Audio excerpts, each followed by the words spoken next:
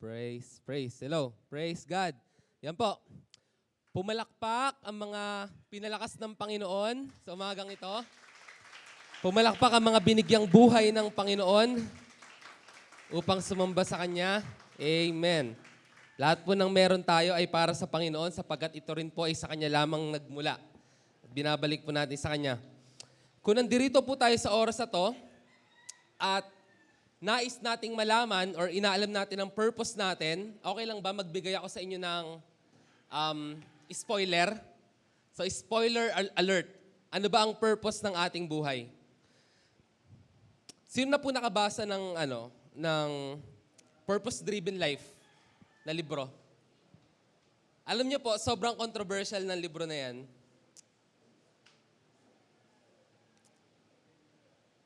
Wait lang, kumukunik ako. Yan.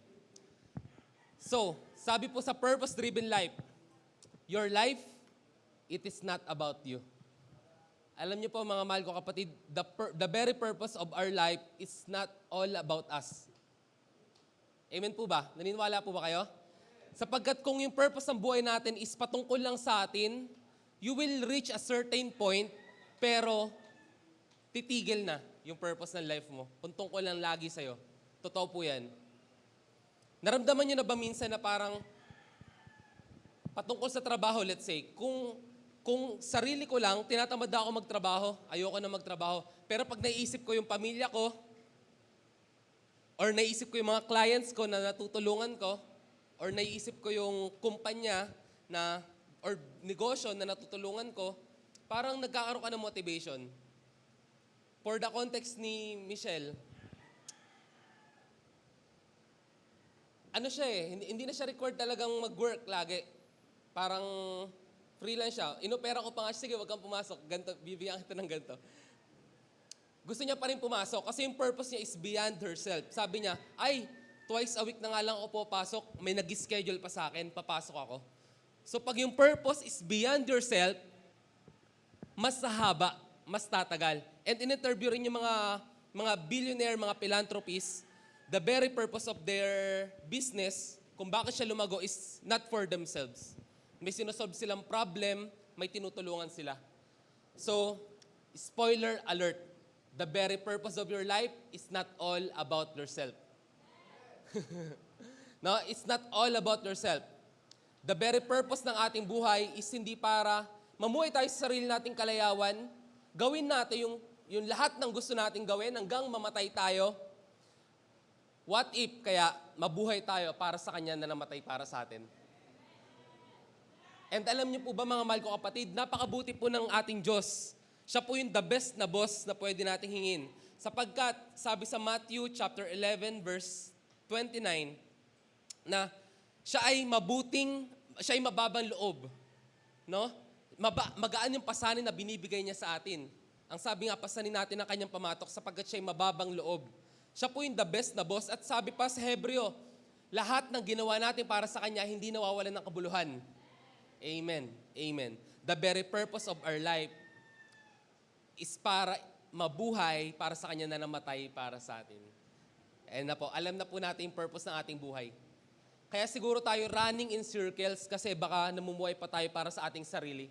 Alam niyo po mga mahal ko kapatid, the very moment na ang isang puno ay namatay, or ang isang bunga ay nalaglag, nabulok, namatay, anong magiging katumbas po niyan? Magbubunga po yan ng marami pang puno. Tama po ba? Pag namatay ang isang bunga at nalaglag, nagbubunga po yan ng marami pang puno kasi nagkakaroon siya ng mga buto. No? Hindi po yan magkakaroon ng marami pang mga puno kung hindi po yan muna malalaglag. We need to die to ourselves. We need to live the purpose ng Panginoon para sa ating mga buhay. Amen. Papuri sa Panginoon. Sa umaga pong ito, ano nga po ba yung purpose ng sharing ng gospel? Yun po ang ating pag-uusapan. Ang purpose po ba ng sharing ng gospel is para sa pangsarili?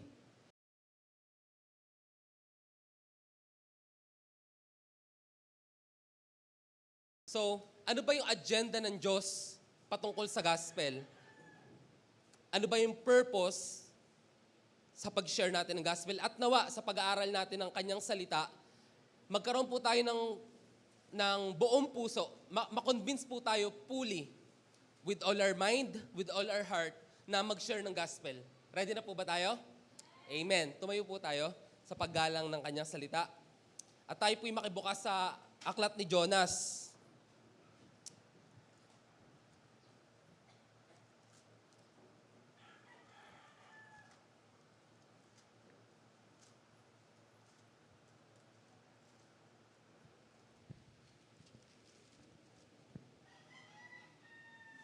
Aklat ni Jonas, ayan, meron pala.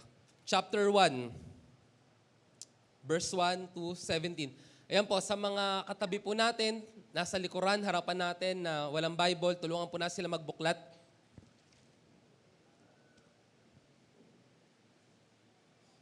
Yan, para sama-sama po tayo makapag-aral ng salita ng Diyos. Nakita na po ba? Amen? Ano pong page yan sa New Testament?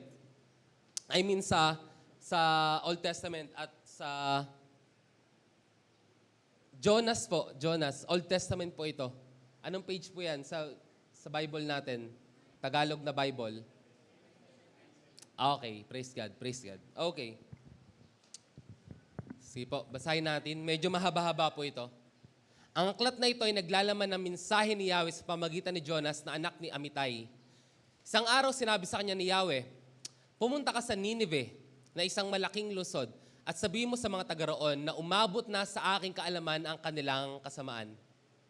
Sa halip na sumunod, ipinasya ni Jonas na takasan si Yahweh. Nagtungo siya sa Joppa at doon ay nakatagpo ng isang barkong patungo Tarsis.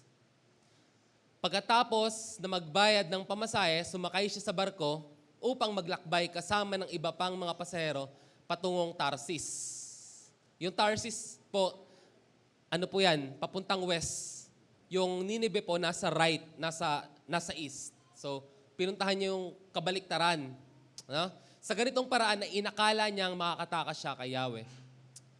Ngunit nang sila'y nasa laot na nagpadala si Yahweh ng isang malakas na bagyo, kaya't halos mawasak ang barko. Dahil dito, lubos na natakot ang mga tripulante, kaya silang lahat ay humingi ng tulong sa kanilang Diyos. Pagkatapos, inihulog nila sa dagat ang mga kargamento para gumaan ang sakyan, samantala, si Jonas naman ay mahimbing na natulog sa sulok sa ibabang palapag ng barko. Nakita siya ng kapitan, ginising, ano't nagagawa mo pang matulog? Bumangon ka't manalangin sa iyong Diyos, baka sakaling kaawaan niya tayo at iligtas sa kamatayan. Nag-usap-usap mga tripulante, magpalabunutan tayo para malaman natin kung sino dahilan ng lahat na ito. Gayun nga kanilang ginawa at nabunot ang pangalan ni Jonas. Kaya't sila'y kinausap nila, siya'y kinausap nila. Sabihin mo sa amin kung sino ang dapat siyin sa nangyaring ito. Anong ginagawa mo rito? Saang bansa ka galing? Taga saan ka at anong lahi mo? Sumagot si Jonas, ako ay isang Hebreo at sumasamba ako kay Yahweh. Proud pa siya. No? Ang Diyos ng kalangitan na lumikha ng dagat at ng lupa. Verse 10, sabi Jonas na tinakasan niya si Yahweh. Nakadama ng matinding takot ang mga nakarinig, kaya sinabi nila kay Jonas, napakalaking kasalanan ginawa mo, lalo lumakas ang bagyo, kaya tinanong nila si Jonas, anong dapat namin gawin sa iyo para pumayapa ang dagat? Ihagis ninyo ako sa dagat at papayapa ito. Alam kong ako ang dahilan kaya nagkakaroon ng ganitong kalakas na bagyo, sagot niya. Gayunpaman, sinikap ng mga tripulante na itabi ang barko. Ngunit wala silang magawa sapagkat lalong lumalakas ang bagyo. Kaya't nanalangin sila kay Yahweh ng ganito, Yahweh, wag po ninyo kaming hayaang mamatay dahil sa gagawin namin sa taong ito. Wag po ninyo kaming parusahan kung mamatay man ang taong ito. Kayo po, Yahweh, ang may pananagutan dito. Pagkasabi nito, binuhat nila si Jonas at inihagis sa dagat, agad namang pumayapa ang dagat. Dahil dito, nagkaroon sila ng matinding takot kay Yahweh, kaya't sila nag-alay ng handog at nangako maglilingkod sa kanya. Na-convert po itong mga tripulante. Mula sa marami silang Diyos-Diyosan, nangako na sila maglilingkod kay Yahweh. Verse 17, sa utos si Yahweh, nilamon si Jonas ng isang dambuhalang isda at siya'y nanatili na 3 araw at 3 gabi sa tiyan nito. Tayo po'y pumikit at dumulog sa presensya ng Panginoon. Aming Diyos, purihin ka sa iyong salita. Salamat, Panginoon, sa oras na to na kami pumuli makapag-aral ng iyong salita. Nawa, gawin mo po yung purpose mo. I-reveal mo, Panginoon, ang kalooban mo. Nawa, kami po'y mamotivate, hindi lang po mamotivate. Kami po, Panginoon, ay mabago sa pamagitan ng mga pag-aaral namin. Ikaw, O Diyos, ay dakila at kami ay nakatingin lamang sa iyo. Maraming po salamat. In the name of Jesus, Amen. Makakaupo po na po palakpak sa Panginoon. Hallelujah. Purpose for sharing the gospel. Maraming purpose po sa pag-share ng gospel. Karamihan po dyan obvious. Alam na po natin. No? But this story po ni Jonah, nagpapakita po ng very heart ng Panginoon patungkol sa gospel. Pinapakita po nito yung maraming bagay patungkol sa kalooban ng Diyos sa pag-share ng gospel. At habang nandirito na po tayo, ito po yung pagpapukusan natin para ngayong buwan, yung evangelism or sharing ng gospel, sapagkat magkakaroon nga po tayo ng crusade sa June, no? At tuturuan po tayo ng Panginoon kung paano nga ba talaga mag-share ng gospel. So first purpose, unang purpose sa pag-share ng gospel. Number 1, because it is God commissioned. Pag sinabi pong God commissioned, iniutos ng Panginoon. Hindi lang kung sino ang nag-utos, ang Panginoon na nag-utos. Diyos na nag-utos, Hari ng mga hari, Panginoon ng mga Panginoon. Sa verse sabi rito, go to the great city of Nineveh and preach against it because its wickedness has come up before me. Yun lang yung utos ng Panginoon. Sabi ni Yahweh, pumunta ka sa Nineveh, sa dakilang syudad ng Nineveh. Ang Nineveh po, ang pinakadakilang syudad ng panahon po na yan. At sobrang laki po niyan, no? Yan po yung capital ng Assyrian Empire. Na nung panahon na yung pinakamalakas, pinakamatatag. So Nineveh po is situated sa upper or northern Iraq. No? Diyan po yung nakalagay. At napakalaki po ng lugar na yan. So ang utos na ng Panginoon, pumunta ka sa Nineveh at mag-preach ka against it kasi pumailang lang na yung kasamaan. Umabot na sa akin yung kanilang kasamaan. No? Sharing the gospel is a mission na bigay ni Lord. No? Pero hindi lang ito basta mission. It is a commission. Sabi niya, commission. Pag sinabing commission, para sa isang artist, pag kinommission ka na gawin tong trabahong to, inassign para sa'yo yan. Yung ibig sabihin ng commission, pero may isa pa siyang meaning na hindi obvious. Obvious, pero hindi siya direct meaning. Co-mission. Pag sinabing ko, ibig sabihin cooperation. Cooperative. Ibig sabihin, cooperative mission. Ibig sabihin po pala, ang Great Commission is partnering with God. Amen. Co-mission. Ibig sabihin sa paghayo mo, sabi sa Matthew chapter 28,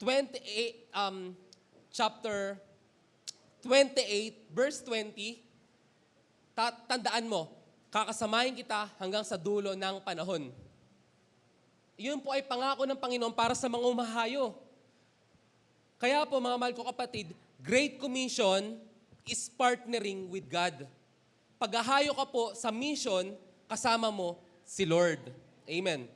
Sa Isaiah chapter 6 verse 8, sabi ni Lord, sino ang aming isusugo?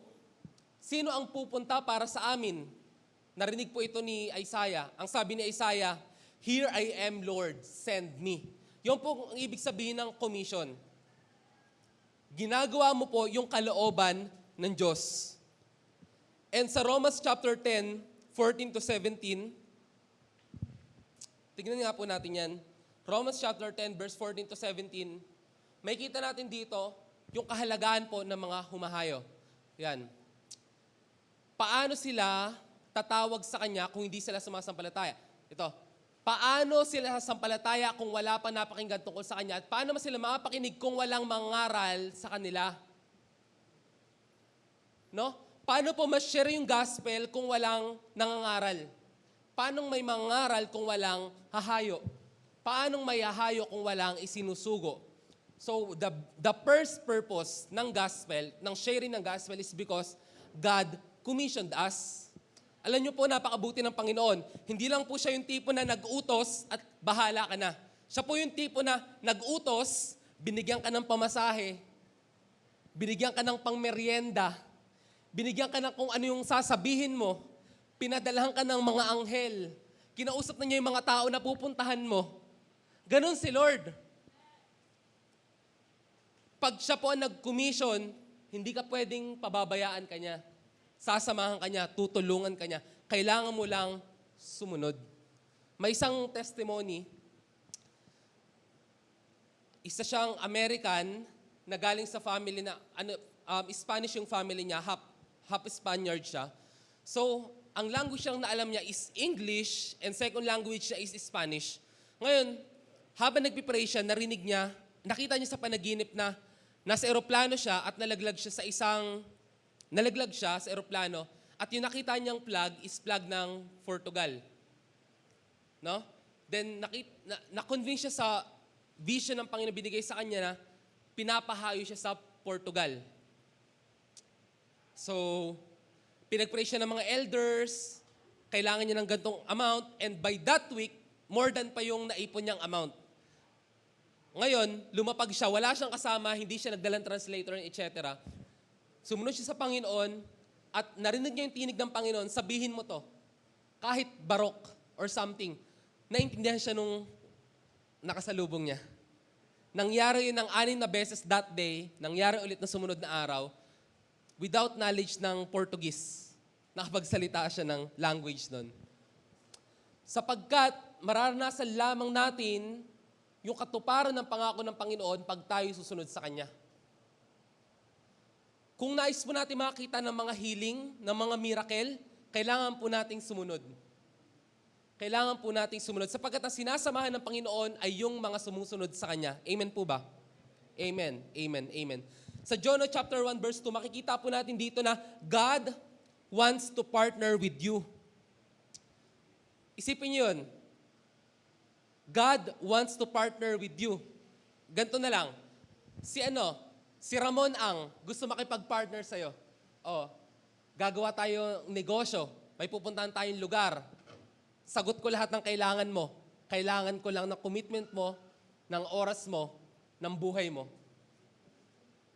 Bibigyan ka ng share ng company, bilyonaryo ka rin doon. Si Ramon ang yon. Paano kung nakipag-partner sa'yo? Let's say, si Elon Musk. May bago akong project. Gusto ko kung makipag-partner sa'yo. Oo ka ba o hindi? Baka umuo ka. For the once in a lifetime opportunity. Pero sa oras mong ito, nakikipag-partner sa'yo, hari ng mga hari, Panginoon ng mga Panginoon. Pero yung proposal ni Lord, tinabi mo sa ilalim ng lapag. Wait lang, Lord, busy pa ako, nag-aaral pa ako.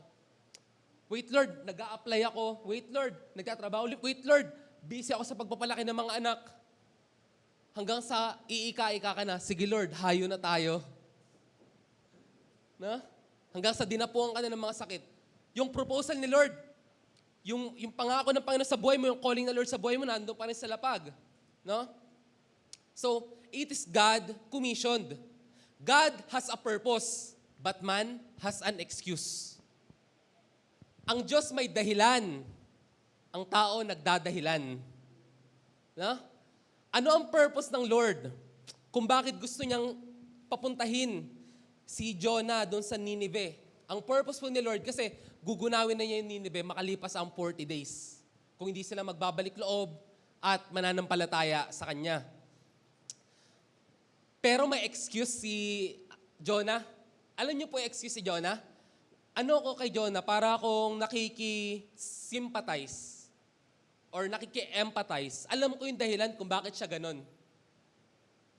Alam ko yung dahilan kung bakit siya. Batang Kristiyano pa lang ako, na-discern ko na to. And nung sinabi ko yung dahilan, natawa yung kausap ko. Pero inaral ko ngayon ulit, tama pala yung na-discern ko nung dati.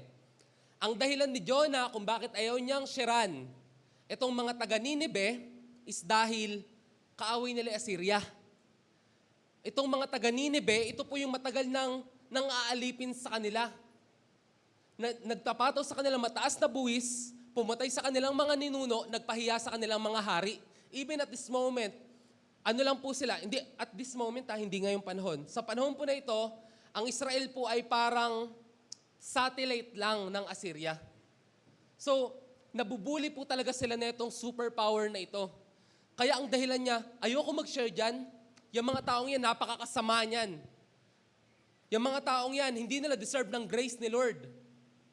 No? Yun yung naramdaman ni Jonah. And si Jonah po is galing sa lipi ni Sibulon.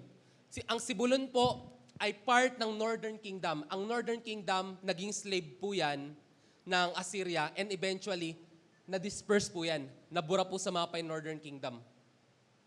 Kaya gayon na lamang po itong sama ng loob ni Jonah sa mga taga-Assyria or taga-Nineveh.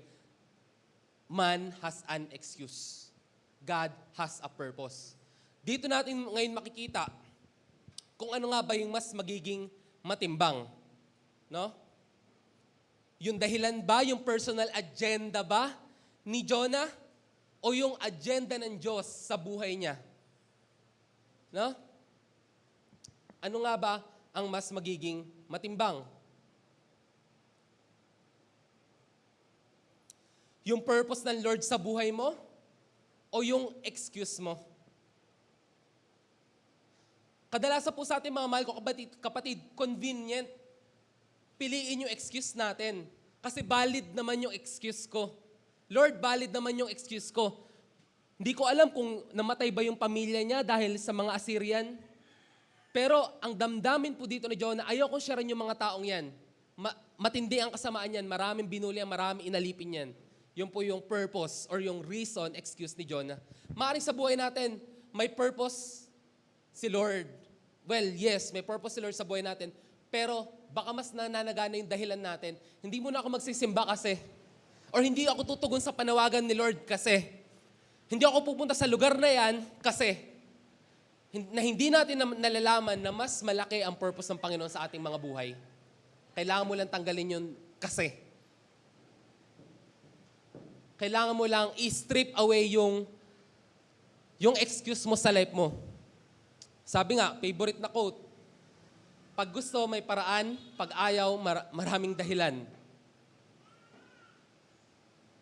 Para sa akin, valid naman yung dahilan ni Jonah. Valid po yung dahilan ni Jonah. Pero kung may faith siya sa Panginoon, kung nakikita niya yung bigger picture ng Panginoon, makikita niya na mas great yung agenda ni Lord. God has a purpose, man as an excuse. And to accomplish the purpose of God, sino ginagamit ng Lord? Tao. Para isulat ang Bible, hindi gumamit si Lord ng manok. Hindi gumamit ng kalabaw. Sabi ni Kuya Sherwin may nagtanong, bakit ang salita ng Diyos sulat ng tao?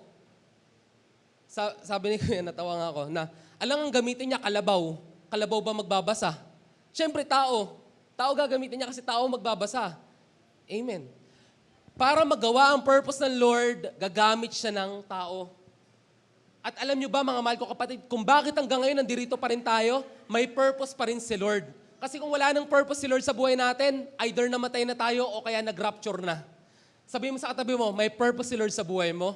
May purpose si Lord sa buhay mo. Kaya hindi ka pag gumagraduate, baka dumating sa time sa buhay mo na muntikan ka nang mamatay. Hindi ka pa namatay kasi may purpose pa si Lord sa buhay mo. Hindi ka pa graduate. At para ma-accomplish niya yung purpose niya, gagamitin ka niya. Huwag ka maghanap ng iba. Gagamitin ka niya. Hindi siya pwedeng gumamit ng iba. Ano? Eto, ngayon, God can use anyone. Parang huminaan ako. Si Moises, naalala natin, utal-utal, ginamit pa rin ng Panginoon. Si Noah, natagpo ang hubad sa sobrang kalasingan, ginamit pa rin ng Panginoon. Si David, adultery, murder, ang dami niya, pagsisinungaling, ang dami niya po nagawang kasalanan, ginamit pa rin ng Panginoon. To accomplish His purpose, God uses man. God can use anyone. Gumagamit lagi si Lord ng tao pag may purpose siya. This time si Jonah. Pero dahil pasaway, pati higanting isda, ginamit din niya. Nananahimik yung isda sa ilalim ng tubig Ilalim ng dagat, ginamit. Gising ka nga, gamitin muna kita. Di ba? Higanting isda. Ito yung purpose ko. Kainin mo si Jonah. 3 days and 3 nights.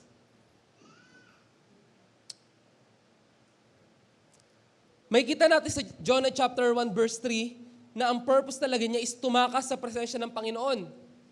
So he paid the fare. Nagbayad siya and went down into it to go to them to Tarshish from the presence of the Lord. Tinry niyang tumakas sa presensya ng Panginoon, sa Panginoon na lumikha ng dagat. Sabi niya, si Lord na lumikha ng dagat at ng mundo or ng kalupaan. Siguro mas okay kung nag-eroplano siya, baka makatakas siya kay Lord. Pero dagat pa yung napili mo. Yun tuloy, munti ka na masira yung barko. He paid the price ng pagtakas sa Panginoon. Hindi niya lang binayaran yung pamasahe. Binayaran niya rin yung bunga ng kanyang pagtakas. And alam niyo po ba, mga mahal ko kapatid, karamihan po sa atin, binabayaran yung bunga ng pagtakas sa pagkatawag ng Panginoon. Tanda ko, sabi ng isa sa ating mga leader, natikman ko na yan, pastor, hindi ko gusto yung lasa.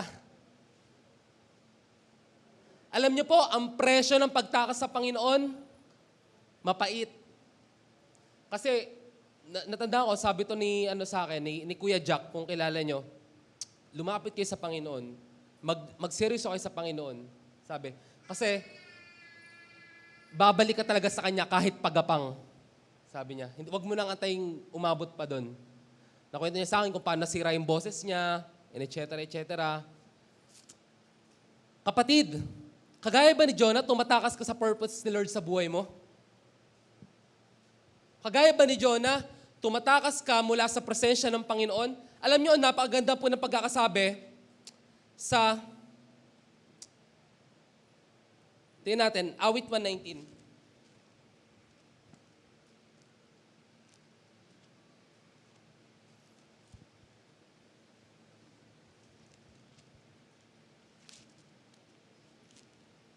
Sige, baba natin. Yung King James? Sige, pwede naman. Sige. Sige pa. Ay, 119 ba yun? Ano yung fearful and wonderfully made? 139, verse 14. Oo. Sige. Pero 139 tayo. Thank you, ate. Yan. Sige. Baba pa. Ayan. 7. Ayan. Where can I go from your spirit? Paano ako makakatakas mula sa Espiritu? No? Or where can I flee from your presence? Saan ako makakatakas mula sa iyong presensya? Kung umakyat ako sa langit, naroon ka. No? Kung ako'y pumunta sa ilalim ng impyerno sa Sheol, nandun ka rin. No? Kung magkaroon ako pakpak ng umaga papunta sa uttermost, sa dulo ng karagatan. No? Even there, kahit doon, ako'y ginagabayan ng iyong kamay. Napakaganda po nito sa Tagalog, no? And especially sa English. And your hand shall hold me. If I say, sana takpan ako ng kadiliman, kahit ang kadiliman, liwanag sa'yo. No? Sabi niya, totoo nga, darkness shall not hide from you, but the night shines as the day. The darkness and the light are both alike to you. Saan tayo makakatakas sa kanyang spirito? Isip na kayo, kahit bumalik po tayo sa, verse 13. Verse 13, kahit bumalik pala tayo sa sinapupunan ng ating ina, si Lord pala yung humabi ng ating pagkatao. Saan ka ngayon tatakas mula sa kanyang presensya? Mga mahal ko kapatid, spoiler alert, wala. May term kami ni Pastor PJ na ayaw namin mag-God's not dead. No, na yung pag may nangyari na sa'yo masama, saka ka lamang susunod, tutugon sa kanyang panawagan. Kaya mga mahal ko kapatid, God has a purpose in your life. Huwag ka nang tumakbo. Huwag ka nang tumakas. Alam niyo po ba yung purpose ng Lord sa buhay mo? higit na mas malaki kesa sa, history ng buhay mo. Higit na mas malaki kesa sa pamilya na kinabibilangan mo. Higit na mas malaki kesa tingin mong educational background mo. Yung purpose sa'yo ng Lord, sobrang great. Sobrang dakila. Ang kailangan mong gawin, sumunod ka. Amen po ba? Palakpakan po natin ang Panginoon. Palakpakan po natin ang Panginoon. Hallelujah. Hallelujah. Ikalawa pong dahilan, or ikalawang purpose, God has a message. May mensahe po ang Panginoon na kailangang iparating. No? Ang mensahe po ng Panginoon ay gospel or good news. Ito po mula sa salitang Godspell. Old English po yan. Na nung naging New King James Version, salitang gamitin ay Godspell, tinanggal nila yung D. Naging gospel na lang. No? So, ibig sabihin po ng gospel is good news. At yun po ang mensahe ng Panginoon. Meron po siyang mensahe.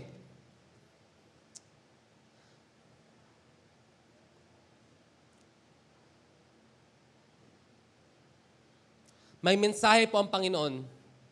At tayo po ang ginawa niyang mouthpiece. Tingnan natin. We are God's mouthpiece. No? Kaya naman itong gawin ni Lord.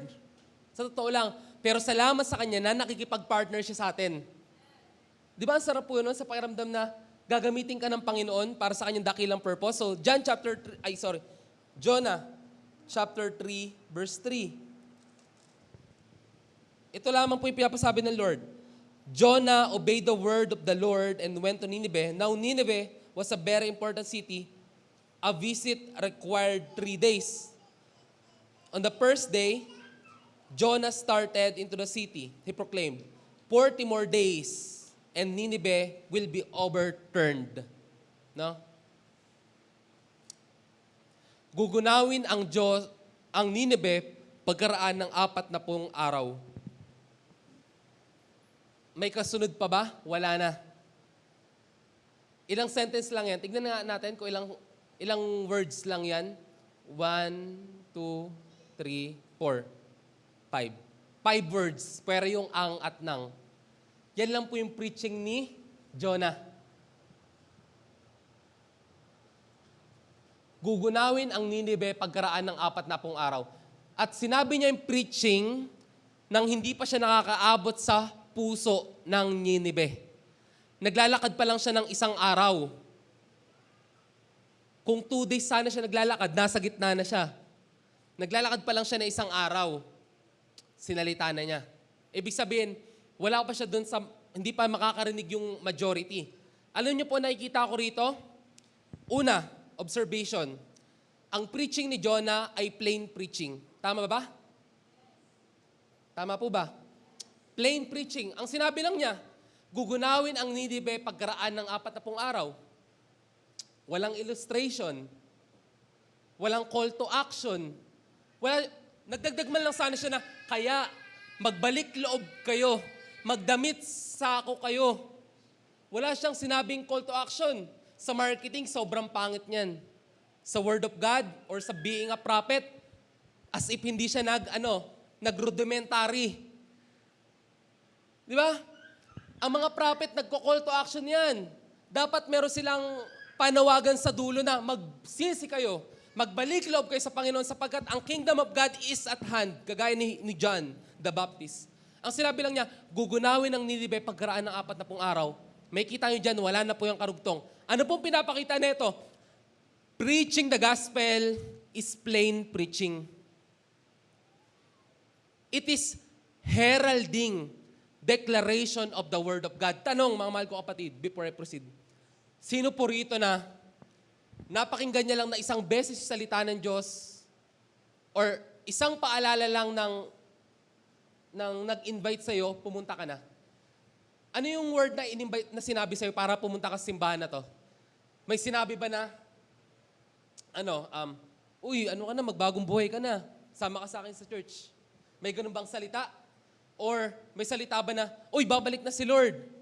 Sama ka sa akin sa church. Or, Hindi yan yung gusto ng Lord sa buhay mo. May purpose si Lord sa buhay mo.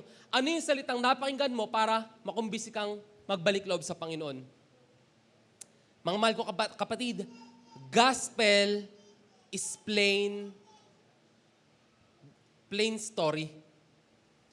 Karamihan po kasi sa atin, sa panahon ngayon, nilalagyan ng sugar coating. Kompleto na ang gospel, pero pinapatamis pa, nilalagyan pa ng additives. Alam niyo po ang sabi ng salita ng Diyos sa Revelation, sabi niya kay Juan, John the Beloved, sabi, ibuka mo ang iyong bibig. Kainin mo ito. Matamis sa bibig, mapait sa sikmura. Natatandaan niyo to sa Revelation? Matamis sa bibig, mapait sa sikmura. Ganun po ang gospel. Masarap pong pakinggan yung pagmamahal ng Panginoon, tama po yun. Amen. Pero yung nasa likuran ng krus, yung poot ng Diyos. Yung poot ng Diyos para sa kanila na hindi sasampalataya. Hindi dahil galit ang Diyos sa mga hindi sumasampalataya, pero dahil lahat tayo karapat-dapat sa kapahamakan. Or lahat tayo karapat-dapat sa kaparusahan. No? At yung tangi nating salbabida is ang Panginoong Yesus. Ngayon, pag nireject mo ang Panginoong Yesus, wala nang salvation para sa'yo. Ibig sabihin, lalagukin na nila yung poot ng Diyos. Tatamasahin na nila yung parusa ng Diyos. So, gospel should be preached. Pagka tayo po ay nagpipreach ng message ng Lord, isipin natin tayo po ay kanyang mga sugo. Tayo po ay mga herald. Kung sa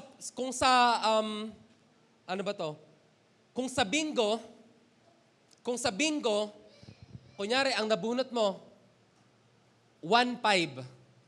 Bingo, kunyari, letter N, 15, something like that. Huwag ka nang maging, 60, let's say. 60. Sa letter O, 60. Pag ang ginagawa ng mga tao ngayon, sa letter letter O, senior. Isip niyo yun. So, parang ginalagyan ng sariling timpla while it should be plain preaching of the Word of God. So, isipin po natin parang ganun lang, heralding, ibig sabihin ko ano yung pinapasabi ng Panginoon, sabihin mo. No? Hayaan mong maka-offend yung salita ng Diyos. Because the gospel is an offense para sa mga natatalukbungan. But it is the power of God para sa kanila na sumasampalataya. No? We are God's mouthpiece. Alam niyo po, to be fair, and again, observation kay Jonah, yung pagkakapreach po ni Jonah, kahit po siya ay nagbalik loob na, fresh from the mouth of the fish, unpassionate. Pansin nyo, yung pagkakapreach ni Jonah, sige, patingin nga po ulit. Doon po ulit sa 3. Yung pagkakapreach po ni Jonah, ayan. Malaki ang lungsod na ito, abuti 3 araw kung ito'y lalakarin. Siya pumasok sa lungsod, pagkaraan na maghapong lakarin. Hindi pa buong araw, no, maghapon pa lang. Malakas niyang pinayag. Gugunawin ng Nineveh pagkaraan ng 40 araw. Okay, ginawa niya yung trabaho niya. Hindi siya passionate. Parang kung magsisi kayo, okay. Kung hindi kayo magsisi, okay din. Ang tawag sa kanya ng iba, alam niyo po, Jonah is an apathetic prophet. Siya yung prophet na walang puso. Siya yung prophet na hindi dinaramdam yung damdamin ng mga taong sinesyaran niya. Siya yung prophet na kabaliktaran ni Jeremiah na umiiyak kasabay ng mga pinagpipreachan niya. No? Pero alam niyo po, nakita ko rito, kahit plain preaching lang yung binigay ni Jonah, kahit sounding unpassionate siya sa kanyang pagpipreach. Alam niyo po, nakita ko rito, tignan natin, yung next slide. Ang nakita ko rito, ang nagbabago, salita ng Diyos, hindi salita ng tao. Amen po ba? Ang may kapangyarihan, salita ng Diyos, hindi salita ng tao. Kaya alam niyo po mga mahal ko kapatid, ang kailangan natin sa ating buhay, ang kailangan ng ating mga mahal sa buhay, salita ng Diyos, hindi salita ng tao. Sapagkat salita ng Diyos ang may kakayahan na bumuhay ng patay, magpagaling sa imposibleng pagalingin. Salita ng Diyos ang kailangan natin. Ano magagawa sa akin ng salita ng tao? Pwede akong bula-bulahin ng salita ng tao. Pero salita ng Diyos, kahit masaktan man ako, alam ko yun yung may kapangyarihan. Sabi sa Isaiah, ang salita ng Diyos ay kagaya ng ulan. Ito'y bumabagsak at hindi ito babalik sa kanya nang hindi na-accomplish yung kanyang purpose. Ang purpose ng salita ng Diyos matanim sa ating mga puso. Ito'y kagaya ng binhi. Ito'y tutubo. Ito ay namumunga. At alam niyo po ba, mga mahal ko kapatid, hindi lang po tinapay ang salita ng Diyos. Hindi lang po ito binhi. Ito rin po ay Hebrew 4 verse 12. Ito po ay tabak. No? Na magkabilay talim. No? Ito'y tumatagos sa pinaghiwalayan ng espiritu at kaluluwa.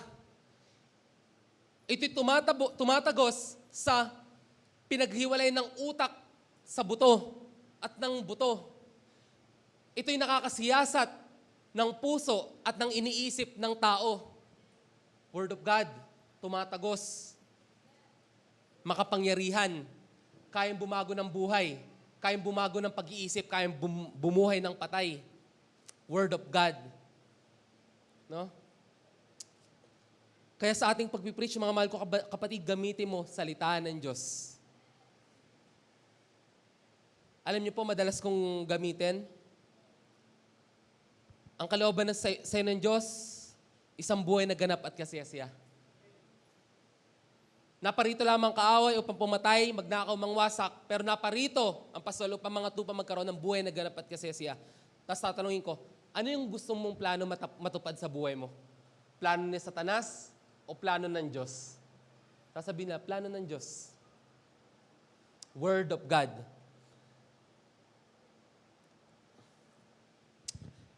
I may preach a preaching with 1,000 words. Pero kung wala doon ang salita ng hari, ito'y walang kapangyarihan.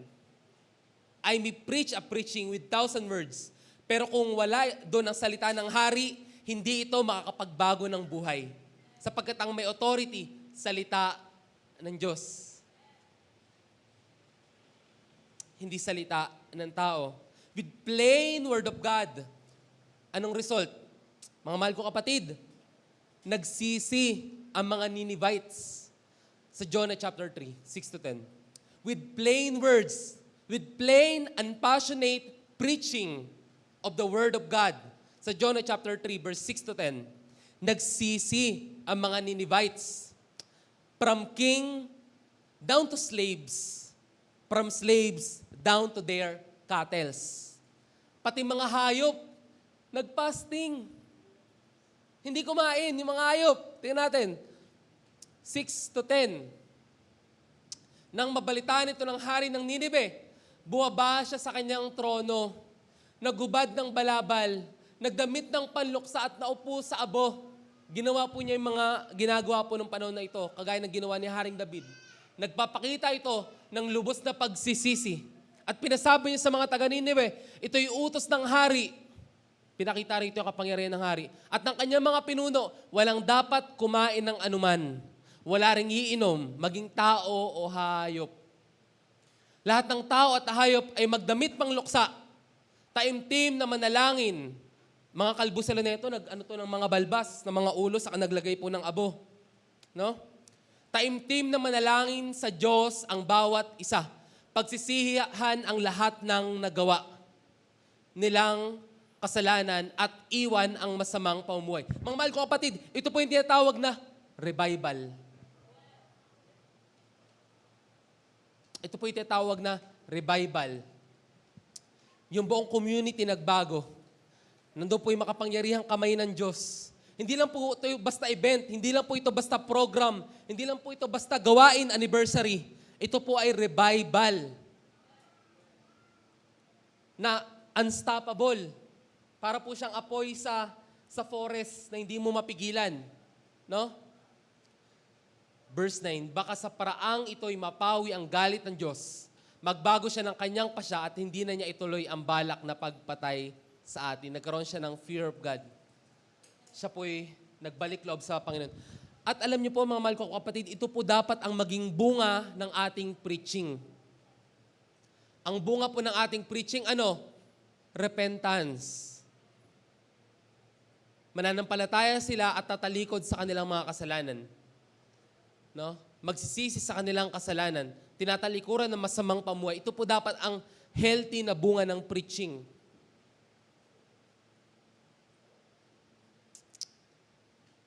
Sobrang powerful po. Sa Acts chapter 4 verse 12, pangalan lamang ni Jesus ang binigay sa mga tao para makapagligtas. You will preach the word of God. You will preach the name of Jesus Christ. Sabi ni Apostol Pablo sa Romans chapter 1 verse 16, I am not ashamed of the gospel, for it is the power of God unto salvation, first for the Jews, second to the Gentiles. Ang nag-iisang kapangyarihan ng Diyos sa ikaliligtas ng mga tao ay ang mabuting balita. Hindi dahil mahina si Lord, pero dahil pinili niya na maligtas ang tao sa pamagitan lamang ng gospel. Yun lang yung nag-iisang entryway para sila po ay maligtas. Manampalataya sa mabuting balita. Manampalataya sa sinugo ng Diyos. At mga mahal ko kapatid, meron tayong responsibility. Ulitin ko, God commissioned us. Sa bawat isa atin, kahit tayo mga bata, kahit nasa ang bagay tayo natin buhay, kahit bago pa lang mang tayo. Alam niyo po mga mahal ko kapatid, kung kailan tayo bago, doon tayo mas maraming may invite sa totoo lamang. Amen po ba? Totoo po yan. Kung tayo mas mainit, doon po tayo mas makapag-invite ng marami. Kaya mag-invite po tayo mag-invite. Mag-share po tayo mag-share ng Word of God. Mag-share. Huwag po tayo mapakali because God commissioned that. Ibig sabihin, commission, kasama mo ang Panginoon. Kung may desire sa puso mo na mag-share, mag-share ka kasi kasama mo ang Panginoon. Ulitin ko, kasama mo ang Panginoon. Bakit ka matatakot?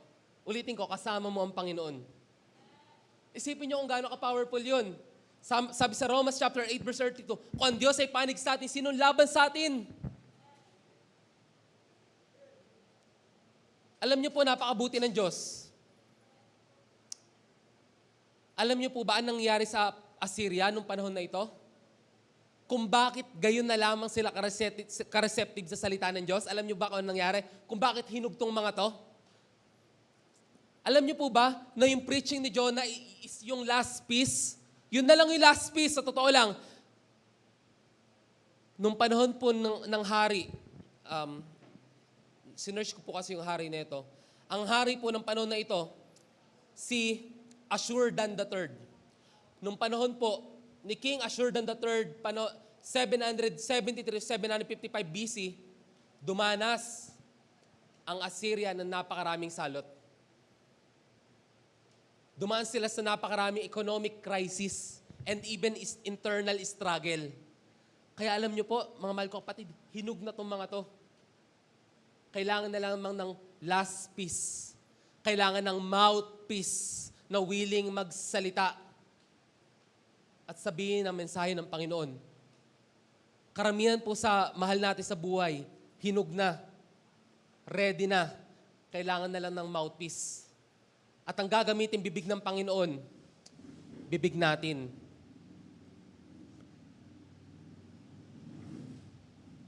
Hinug na, kailangan mo na lamang magsalita. Hinug na, kailangan mo na lamang magsalita. Naalala ko, isa sa pinaka-una kong na-invite, and almost impossible ito nangyari. Yung panganay na panganay na kapatid ng aking tatay. So, panganay na tiyuhin namin sa Batangas, kaka namin. Nung siya po'y malakas, siya po talaga yung pinakamatalas magsalita, ma-pride po siya, may kayabangan po siya kasi angat po talaga yung buhay nila. No, nagbebenta po sila ng, mga tatay ko, mga ibang tiyo, nagbebenta ng baboy, sila backup binibenta. Kaya mas malaki po talaga yung kita nila. So sila yung mga unang nakapag-pasimento ng bahay. Maganda po talaga buhay nila.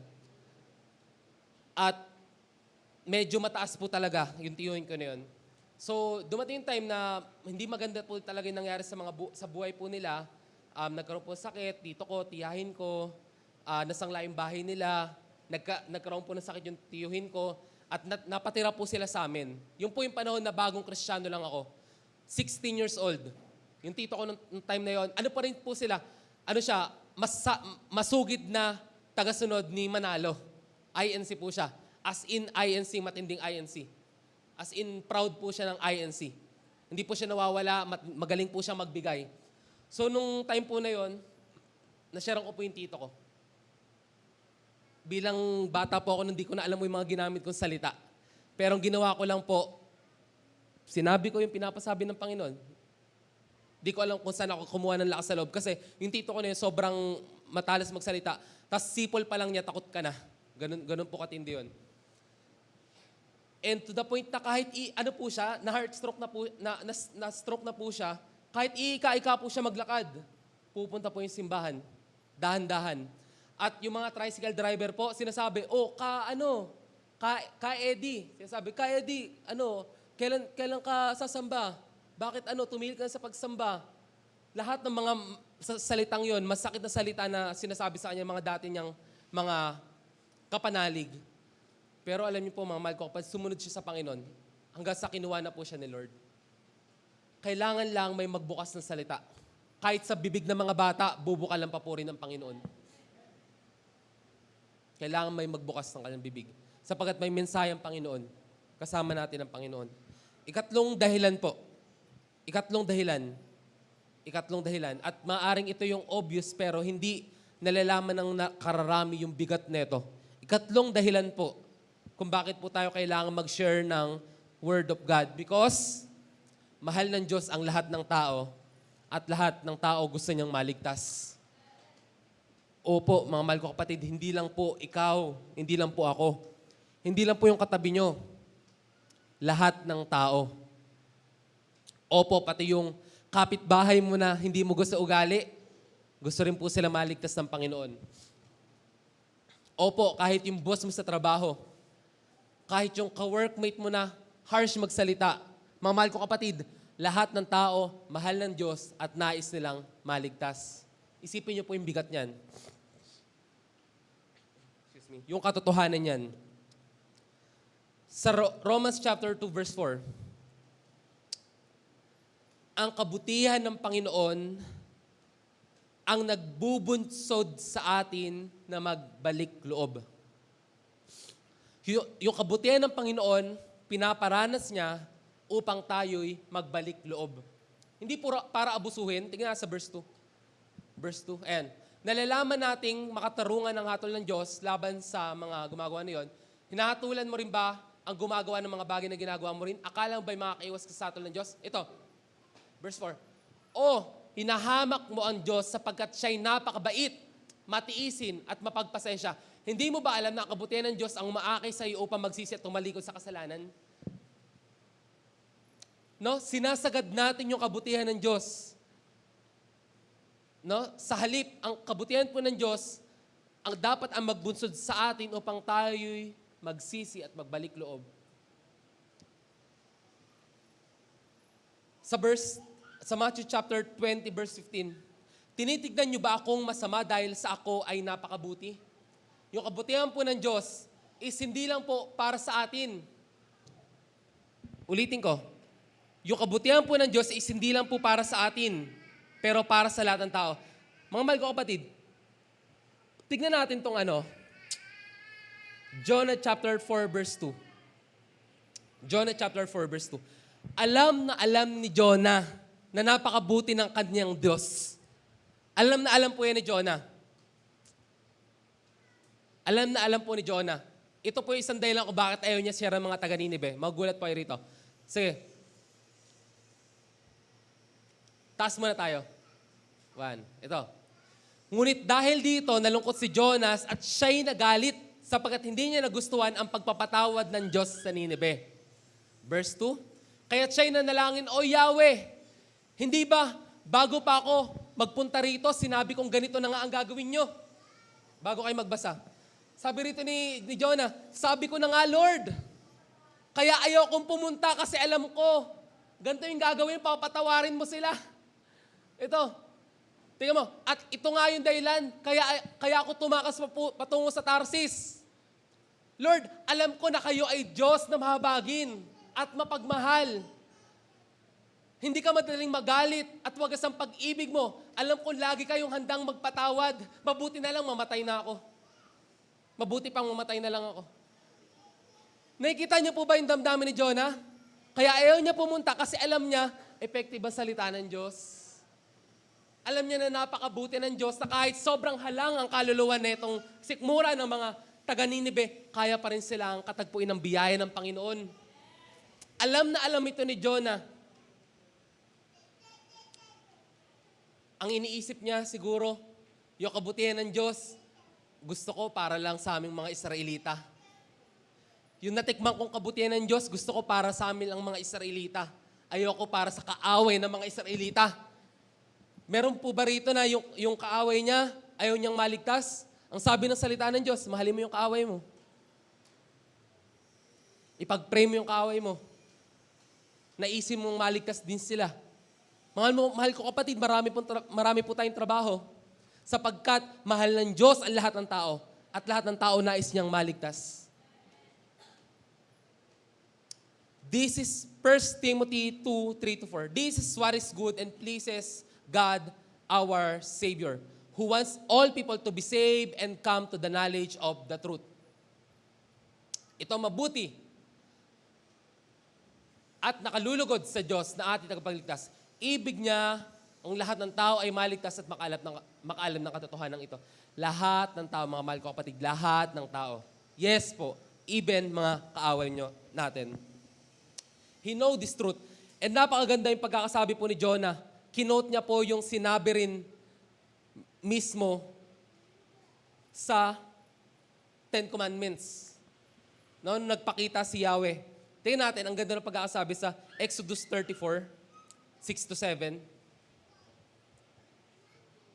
Yung pagkakakot. Tandaan po natin lagi ito, kung gaano mahabagin, kabuti ang ating Diyos. Exodus chapter 34, 6-7. Si Yahweh ay nagdaan sa harapan ni Moises. Sinabi niya, akong si Yahweh ay mahabagin at mapagmahal. Hindi ako madaling magalit. Patuloy kong pinapadama ang aking pag-ibig at ako'y nanatiling tapat. Tinutupad ko ang aking pangako maging sa libo-libo at patuloy kong pinapatawad ang kanilang kasamaan, pagsuway at pagkakasala. Ngunit hindi ko pinapalampas ang kasalanan ng Ama at ng pagpaparusa ko'y hanggang sa ikatlo at ikaapat na salinlahi. Mabuti ang Diyos, mahabagin, mapagmahal at maaasahan mo siya.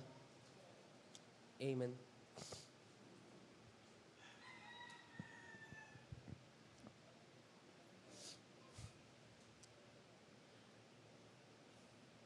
Ngayon, punta tayo ulit sa 4.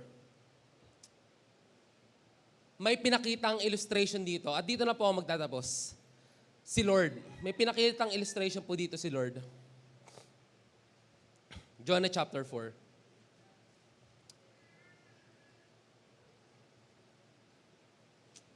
Tingnan natin. Yan. Verse 4. Sumagot si Yahweh, anong kinakagalit mo, Jonas? Pagsabi nito, lumakad si Jonas po na silangan sa lunsod at naupo. Gumawa siya ng isang silungan at doon hinintay ko ano mangyari sa lunsod. Doon muna tayo sa 5. Pumunta siya saan? Silangan? Silangan. So, silangan dito. So, dito. Pumunta siya silangan. At gumawa siya doon ng boot, sabi sa English. At tinignan niya kung ano mangyari sa lunsod. Inantay niya yung 40 days. Tinignan niya kung yung pagbabalik loob ng mga taga-Ninibe ay buong nguso lamang at hindi buong puso. He's still hoping for the destruction of Ninibe. Gusto niya pa rin. No? Ngayon, habang naghihintay siya, verse 6, pinatubo ng Diyos na si Yahweh sa may tabi ni Jonas ang isang malagong halaman na nagbigay ng lilim sa kanya. So, sa kinaupuan niya, may lumago na halaman na nagbigay ng lilim sa kanya. God prepared, no, ng isang halaman na magbibigay ng lilim sa kanya. Labis naman itong kinagalak ni Jonas. Ngunit kinabukasan ng halaman ay pinasira ng Diyos sa isang uod at ito ay natuyo. Diyan muna tayo sa verse 8. Sumikat ng matindi ang araw at umihip ang nakapapasong hangin. Alam niyo na yun, di ba? Pag nagmumotor kayo, nung nakaraan, sobrang init sa mukha, di ba? Higit pa rito. Umihip ang nakapasong hangin. Halos mahilo si Jonas sa tindi ng init. Kaya sinabi niya, mabuti pang mamatay na ako. Okay na muna yon. 8 lang muna tayo. Nakita niyo rito yung nangyari? So, habang nakaupo si Jonas, nagpatubo si Lord ng halaman, kinabukasan namatay yung halaman. No? Ano pong pinapakita rito?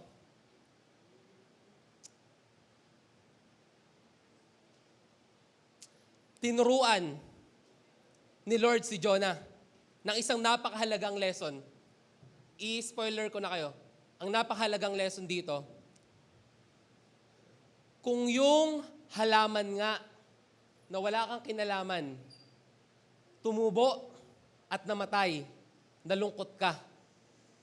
Ulitin ko, kung yung halaman nga na wala kang kinalaman, wala kang ginawa, tumubo, nagbigay sa'yo ng comfort, namatay, inuod, at nalungkot ka, gusto mo nang mamatay. Tingnan natin ngayon yung verse 9. Tingnan natin. Pinakadulo. Yan, ito. Tumubo ang halamang iyon, lumagos sa loob na magdamag at namatay kinabukasan. Wala kang hirap dyan, kundi dyan. Ngunit nalungkot ka nang iyan ay mamatay. Ako pa, kaya ang hindi malulungkot sa kalalagayan ng Ninive. Ito isang malaking lungsod na tinitira na mahigit na 120,000 na taong hindi alam kung ano ang mabuti o ang masama, bukod pa sa maraming kawan. Nagigets niyo po ba, mga mahal ko kapatid? Kung nalungkot ka dun sa halaman na wala kang kinalaman, tumubo at namatay, isipin mo ba, hindi ba malulungkot si Lord para sa 120,000 tao na yun na pwedeng mamatay dahil sa kanilang kasalanan? Mamahal ko kapatid, mahal ng Diyos ang lahat ng tao at lahat ng tao nais niya maligtas. Ito ang aking katanungan at hamon ng Panginoon. Tingnan natin.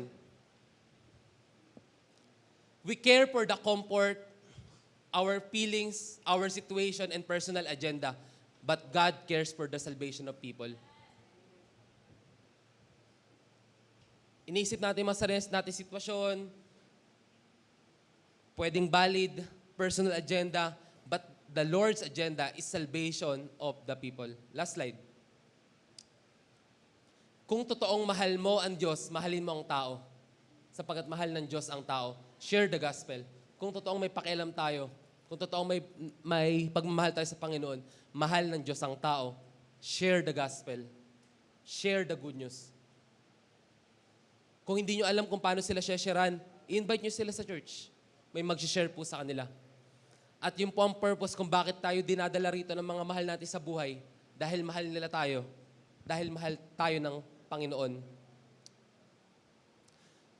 Maaari po ba tumayo ang bawat isa? Sabi po rito sa last slide ko, to share the gospel is a privilege. Isa pong karangalan. Do not run away from what God is telling you to do. Even your enemy deserves to know the love of God. And finally, God's priority is salvation of the people. Kaya po ba natin? This is a solemn question. Lubos niyo po bang pinapaniwalaan yung pinag-aral natin? May natutunan po ba tayo? Amen. Papuri sa Panginoon. Maaari po ba, ngayong isang linggong darating, may masyaran kayo ng gospel kahit isa lamang? Pwede nyo silang i-chat, pwede nyo silang tapikin, pwede nyo silang yayain sa simbahan, kahit isa lamang. Kahit isa lamang. Kahit isa lamang. Lubos na ang kagalakan ng Panginoon. Mga bata, kahit kayo bata, may purpose ang Panginoon sa inyo. Okay lang ba kahit isang tao, kaklase nyo, mama nyo, sabihin nyo, Ma, mahal kayo ni Jesus. Kaya po ba yun? Kahit sa Facebook post, or ipag-pray nyo, or mag-pray kayo kay Lord, sabihin nyo, Lord, sino po ba yung tao na gusto nyong pasyaran sa akin? I-reveal ng Lord kung sino yun. Yung taong yun na hinog. Nang may lubos sa pangangailangan sa Panginoon, kakalabitin mo lang siya.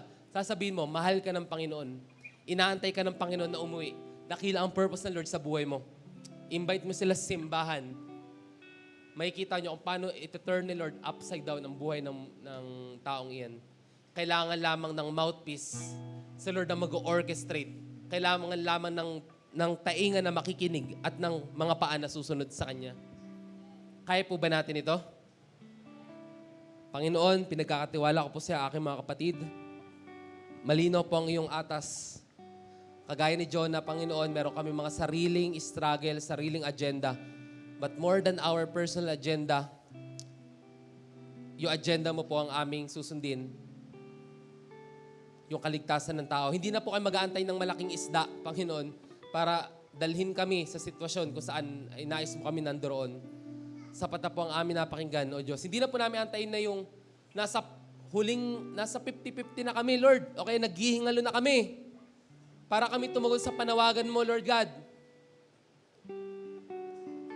Habang buhay kami, Panginoon, ang purpose mo, kung bakit hindi ka pa buwabalik, kung bakit buhay pa rin kami dahil may pinapagawa ka. Lord, sa pagbukas nawa ng aming mga labi, idirect mo po kami sa mga taong iyon na nais mong makapakinig na yung salita. Hinog, handa ng pitasin. Ipakita mo nawa ang gilas mo, ang lakas mo sa mga kapatid namin ito na handang mag-share ng iyong salita. Maraming po salamat. Purihin ka dakilain. In Jesus' name, Amen.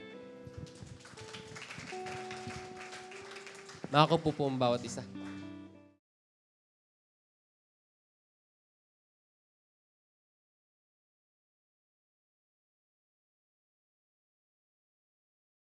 Narinig mo na ba? Narinig mo na ba? Narinig mo na ba? Narinig mo na ba na ang Diyos ay magbubuhos ng masaganang pagpapala? Tumanggap ng kaligtasan, kalayaan, kapahingahan at kapayapaan, kagalingan at katugunan sa lahat ng ating mga pangangailangan. Ang Jesus Christ, our Deliverer Christian Fellowship, ay nakahandang maging daluyan ng masaganang pagpapala para sa iyo. Samahan niyo po kami sa gawain ng Panginoon. Maaabot ka kahit sa loob ng iyong tahanan through our different online platforms. You are invited! Come, join us! Halina, tara! At ihandog ang ating mga pasasalamat, pagpupuri at pagsamba sa ating Diyos na buhay. Be online and be blessed. Be online and be blessed. Be online and be blessed.